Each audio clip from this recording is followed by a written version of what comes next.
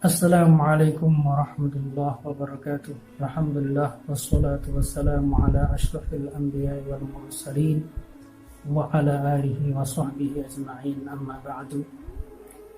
Saudaraku yang dimuliakan oleh Allah Subhanahu wa taala.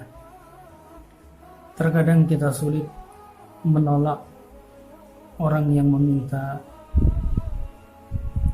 datang kepada kita. Padahal Rasulullah Sallallahu Alaihi Wasallam telah memberikan syarat orang-orang yang boleh untuk meminta-minta. Hal ini berdasarkan hadis riwayat Muslim dari Qabisah bin Mukhariq al-Hilali radhiyallahu anhu qala Rasulullah Sallallahu Alaihi Wasallam, sungguhnya Rasulullah Sallallahu Alaihi Wasallam bersabda, innal mas'alata la tahillu li ahadi thalathatin, sesungguhnya orang meminta-minta itu tidak diperbolehkan kecuali 3 jenis orang. Yang pertama, saudara sekalian, adalah rajulin tahammala mas'alatan, ada orang yang merugi karena menanggung kerugian seseorang. Orang yang habis hartanya karena dipergunakan untuk menanggung kerugian seseorang dalam kebaikan. Membantu seseorang, entah saudaranya, entah orang lain, dalam kebaikan ia bantu.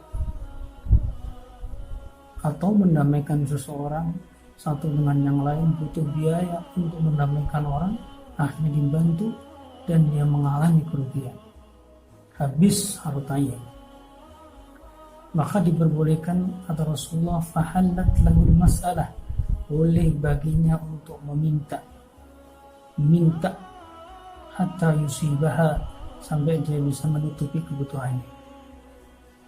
Perhatikan saudara sekalian, ketika ada orang seperti ini, maka boleh untuk meminta-minta dan boleh kita memberinya.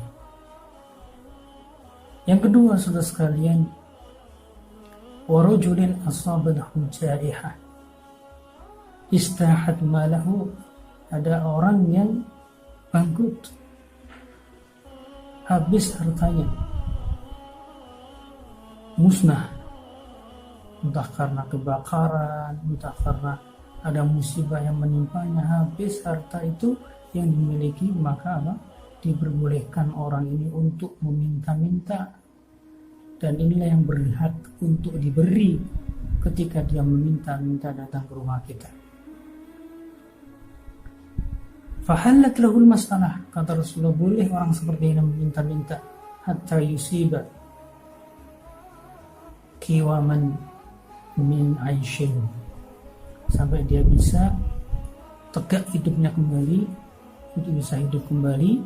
Setelah itu tidak boleh lagi dia meminta-minta.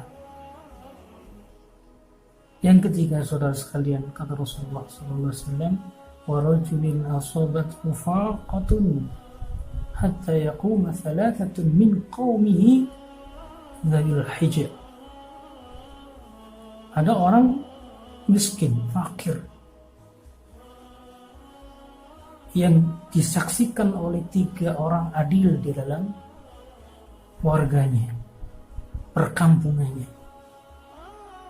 Jadi semua orang menyaksikan, dan yang dibutuhkan di sini kalau menurut Imam Syafi'i 3 orang yang bisa menyaksikan bahwa orang ini adalah benar-benar fakir, orang-orang yang tidak memiliki untuk hidup, miskin, maka diperbolehkan untuk meminta-minta, dan ketika dia minta maka kita boleh untuk berinya hatta yusiba kiwaman min aish, sampai dia sudah bisa untuk memenuhi kebutuhannya, mencukupi untuk hidupnya, selesai, tidak lagi kita boleh untuk memberi.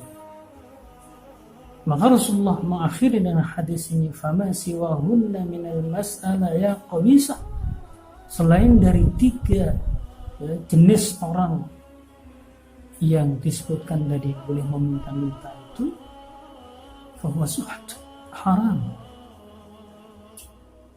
Fama ya'kulu sahibuhu suht, dan yang dimakan dari harta yang dari minta-minta itu adalah haram.